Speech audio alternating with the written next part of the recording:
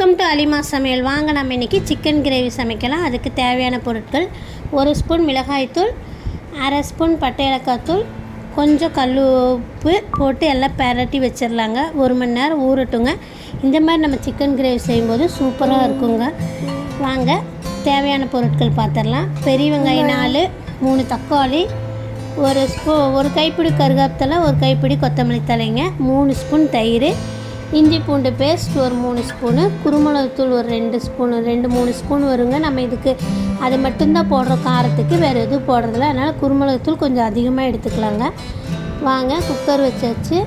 எண்ணெய் காஞ்சிட்டோன்னும் வெங்காயம் போட்டுக்கலாங்க. வெங்காயம் போட்டு நல்லா வதக்கி விடுங்க. வதங்கிட்டோன்னும் இஞ்சி பூண்டு பேஸ்ட்டு போட்டுக்கலாங்க. போட்டு நல்லா கலந்து கொடுங்க.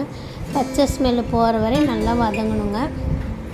அப்புறம் கொத்தமல்லி தழை போட்டுக்கலாங்க.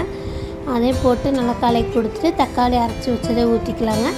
எல்லாம் நல்லா கலந்து கொடுத்துட்டு ஒரு 10 நிமிஷம் மீடியம் ஃப்ளேம்லேயே வச்சு நல்லா வதக்கி விட்டு இந்த மாதிரி எண்ணெய் பிரிஞ்சு வரணுங்க.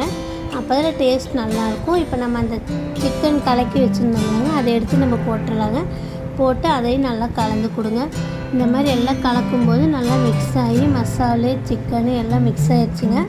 சாப்பிட்றதுக்கு நல்லா டேஸ்ட்டாக இருக்குங்க. பாருங்கள், அந்த மாதிரி ஒரு 5 நிமிஷம் வதக்கி விட்டு இப்போ தயிர் ஊற்றிக்கலாங்க. தயிர் ஊற்றி அதையும் கலக்கி விடுங்க. கலக்கி மறுபடியும் ஒரு 5 நிமிஷம் மூடி வச்சுருங்க. மூடி வச்சுட்டு நம்ம எடுத்து பார்த்தோம்னா இந்த மாதிரி எண்ணெய் திரிஞ்சு வரணுங்க. இப்போ எல்லாம் கலக்கி விட்டுட்டு நம்ம தேவையான அளவு தண்ணி ஊற்றிக்கலாங்க. நான் இன்றைக்கி புரோட்டாக்கு வைக்கிறதுனால இந்த கிரேவி நான் கொஞ்சம் தண்ணியாட்ட தாங்க வைக்கிறேன்.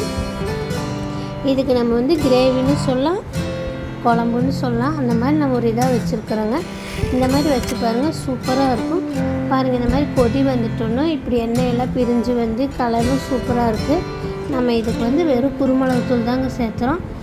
அதே போட்டு கலக்கியாச்சுங்க. இப்போ பச்சை வெங்காயம் கட் பண்ணி வச்சுருந்தோம்னாங்க, அதில் சும்மா ஒரு 5-6 வெங்காயம், கருவேப்பிலை, கொத்தமல்லி தழை எல்லாம் போட்டு நல்லா கலந்து விட்டுட்டு நம்ம ஒரு 2 நிமிஷம் கொதிச்சா போதுங்க. பாருங்கள், இந்த மாதிரி கலக்கி கொடுங்க. சிக்கன் கிரேவி சூப்பராக இருக்குங்க. இது புரோட்டா, சப்பாத்தி எதுக்கு வேணாலும் வச்சு சாப்பிட்லாம். நல்லா டேஸ்ட்டான சிக்கன் கிரேவி ரெடிங்க. இந்த மாதிரி செஞ்சு பார்த்துட்டு கமெண்ட் பண்ணுங்கள்.